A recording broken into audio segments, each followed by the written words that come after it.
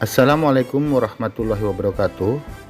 Salam sejahtera, salam guru penggerak. Perkenalkan, saya Mulyana SPD, calon guru penggerak angkatan 7 Provinsi DKI Jakarta, dengan fasilitator Bapak Mahmun Zulkifli SPD MSI dan pengajar praktik Ibu Umi Widayati SPD. Pada sesi kali ini, saya akan menyajikan aksi nyata modul 3.1, pengambilan keputusan berbasis nilai-nilai kebajikan sebagai pemimpin. Adapun tujuan pembelajaran khusus dari modul ini adalah CKP dapat mempraktikkan proses pengambilan keputusan, paradigma, prinsip, dan pengujian keputusan di sekolah calon guru penggerak. Berikut kasus yang dihadapi di kelas 6A SDN Pademan Barat 09.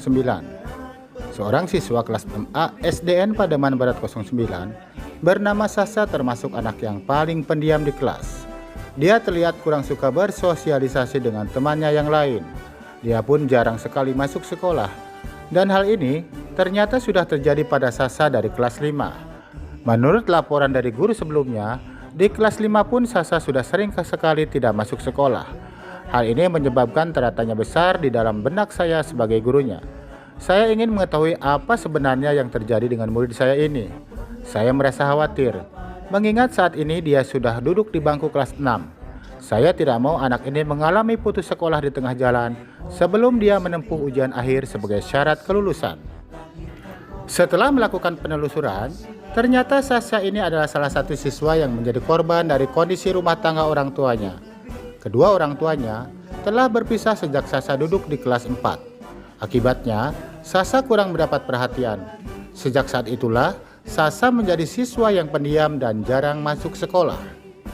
Hampir dalam setiap minggunya, ada saja hari di mana Sasa tidak masuk sekolah. Hal ini justru menjadikan dia tertinggal dan sulit untuk mendapatkan nilai-nilai yang harus didapatkannya dari kegiatan pembelajaran yang dilakukan di sekolah. Sementara, salah satu persyaratan untuk mengikuti ujian sekolah adalah nilai siswa harus memenuhi standar ketuntasan minimal yang telah diputuskan berdasarkan kesepakatan bersama. Jika kondisi ini terus terjadi pada Sasa, maka nilai standar yang harus diraihnya besar kemungkinan tidak akan tercapai. Menghadapi situasi ini, saya mengalami sebuah dilema etika. Apakah dengan kondisi seperti ini saya memberikan nilai yang bisa mengantarnya menuju ujian sekolah dan bisa membantunya supaya lulus dari sekolah dasar, atau saya bertindak sesuai aturan, di mana siswa yang tidak mendapatkan nilai dari hasil pembelajarannya tidak bisa mengikuti ujian sekolah. Di satu pihak, saya harus bersikap adil dan menerapkan peraturan kepada semua siswa. Namun di lain pihak, saya juga punya kewajiban untuk peduli kepada Sasa yang juga murid saya. Saya tidak mau murid ini mengalami putus sekolah yang justru akan berdampak lebih buruk untuk kehidupannya di masa yang akan datang. Paradigma dilema etika. Rasa keadilan melawan rasa kasihan atau justice versus mercy. Saya harus bisa bersikap adil sesuai dengan aturan kepada semua murid atau sama rata. Akan tetapi, saya juga merasa kasihan dan harus berpihak pada murid tersebut.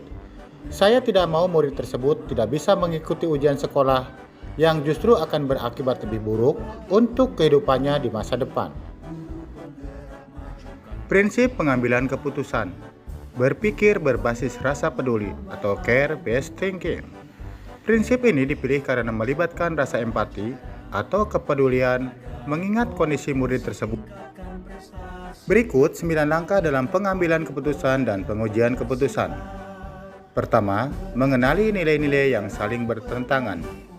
Dalam hal ini terdapat dilema antara keadilan versus kepedulian atau kasihan. Kedua, menentukan siapa yang terlibat dalam situasi ini. Dalam hal ini, yang terlibat adalah guru, murid, rekan sejawat, dan orang tua murid. Ketiga, kumpulkan fakta-fakta yang relevan dengan situasi ini. Adapun fakta yang relevan dengan situasi ini adalah murid jarang masuk sekolah akibat kurang perhatian dari orang tuanya. Murid harus mengejar ketertinggalannya dalam mengikuti pelajaran dengan mengerjakan tugas-tugas yang diberikan kepadanya agar mendapatkan nilai sesuai standar minimal sebagai persyaratan untuk bisa mengikuti ujian sekolah. Berikutnya, pengujian benar atau salah. Pertama, melalui uji legal. Dalam kasus ini, tidak terdapat adanya pelanggaran hukum. Uji regulasi. Terdapat pelanggaran aturan, ketidakhadiran mengikuti pelajaran di sekolah. Uji intuisi. Harus berpihak pada murid dengan mengupayakan berbagai cara yang dapat memberikan dampak positif pada murid tersebut. Uji publikasi. Adanya rasa tidak nyaman karena bisa memberikan contoh kurang baik atau menimbulkan kecemburuan bagi murid yang lain. Uji panutan akan berpihak pada murid, peduli dengan membimbing dan mengupayakan perbaikan perilaku dan memberikan tugas sebagai persyaratan untuk mendapatkan nilai.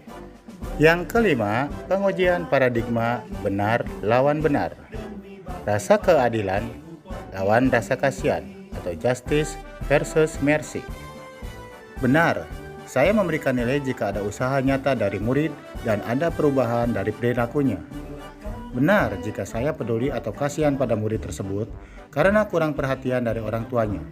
Saya harus melakukan berbagai upaya agar murid tersebut bisa memenuhi syarat untuk bisa mengikuti kegiatan ujian sekolah dan membimbingnya agar perilakunya bisa lebih baik, rajin, dan semangat dalam mengikuti pembelajaran di sekolah.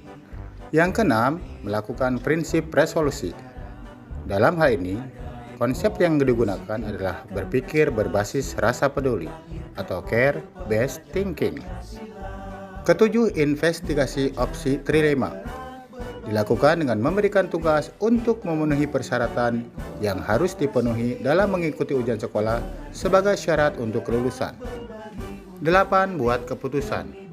Keputusan yang diambil adalah memberikan nilai kepada siswa tersebut dengan syarat siswa tersebut berusaha untuk mengejar ketertinggalannya dalam kegiatan pembelajaran, mengerjakan tugas yang diberikan, serta memperbaiki perilakunya menjadi lebih rajin lagi belajar di sekolah. Dan langkah yang terakhir, lihat lagi keputusan dan refleksikan.